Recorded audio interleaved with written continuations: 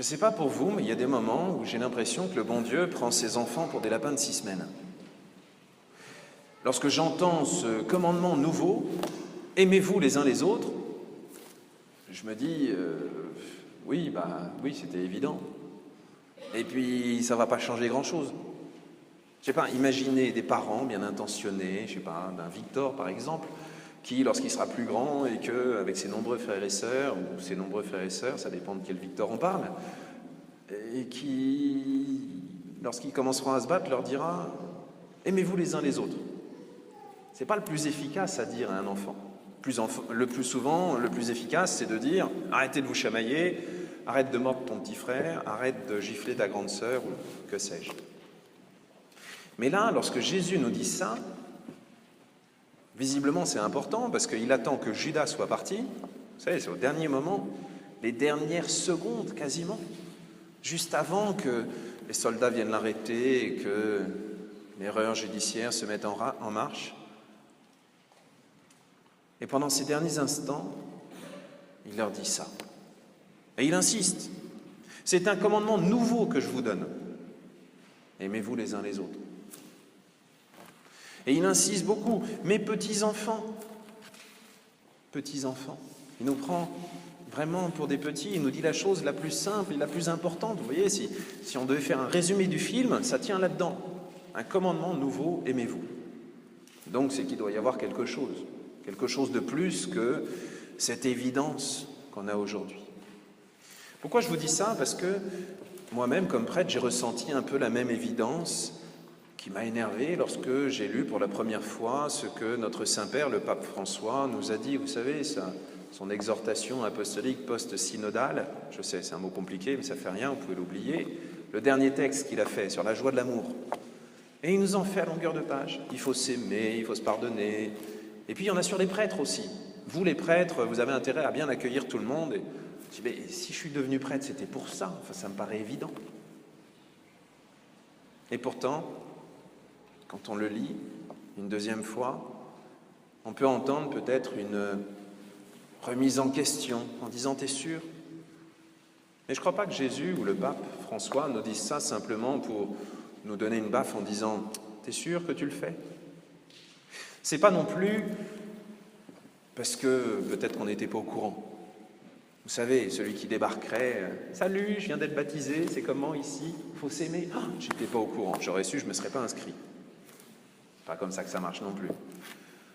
Voilà. Pour ceux qui aiment les bandes dessinées, vous en avez une où il y en a comme ça, le voyage des pères, la deuxième série où tu vois que c'était interdit de tuer son voisin. Ah, dommage. Bon. Mais c'était évident. Non, si Jésus nous dit ça, c'est peut-être parce qu'il y a quelque chose de nouveau. Et pour le comprendre, nous avons un texte un peu particulier qui est le texte de l'Apocalypse. Je ne sais pas si vous avez déjà essayé de lire l'Apocalypse. C'est très imagé, c'est très symbolique, dans un sens un peu superficiel. Mais il y a des symboles qui sont jolis, pas des symboles réels, des symboles simples. Et parmi ces symboles-là, nous avons un symbole très très fort. Je vis un ciel nouveau, une terre nouvelle. Je vis la ville sainte, la Jérusalem nouvelle, comme une épouse parée pour son mari.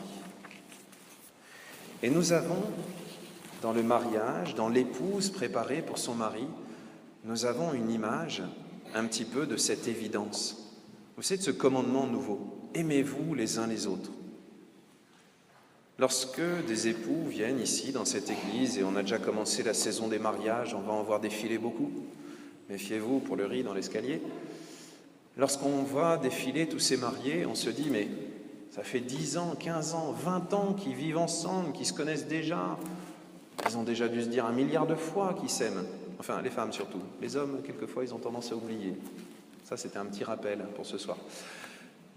Et on se dit, mais quelle importance, quel intérêt de venir ici, devant Dieu, pour dire qu'on s'aime. Et bien justement, ceux qui passent par ce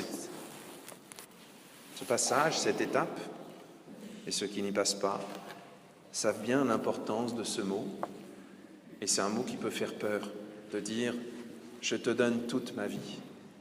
Parce que cet engagement-là, si on le prend au sérieux, eh bien, Il y en a derrière.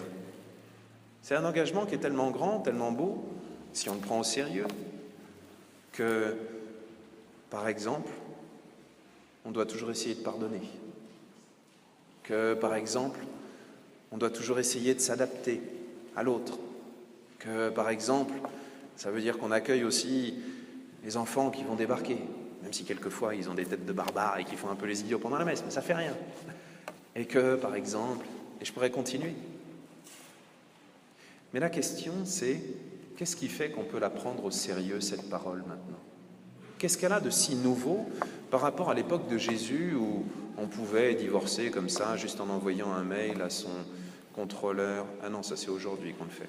Bref, on divorçait rapidement et facilement, pour n'importe quelle raison. Qu'est-ce que c'est que cette nouveauté? Eh bien justement, c'est cette parole même de Jésus. C'est cette fantastique parole que Jésus a posée. Le Verbe s'est fait chair, c'est lui la parole. Et il est venu jusqu'à nous. Et lorsque nous disons « je te donne ma vie », eh bien c'est un peu comme une direction assistée. Vous voyez comment ça marche, la direction assistée? On donne un petit peu d'effort sur le volant et c'est toute la voiture, ou le camion, ou le 33 tonnes, ou le ferry, je ne sais pas si ça marche avec un volant, un ferry, mais bref, vous avez toute une force qui vous accompagne. Eh bien, c'est un peu ça dans notre étape chrétien maintenant.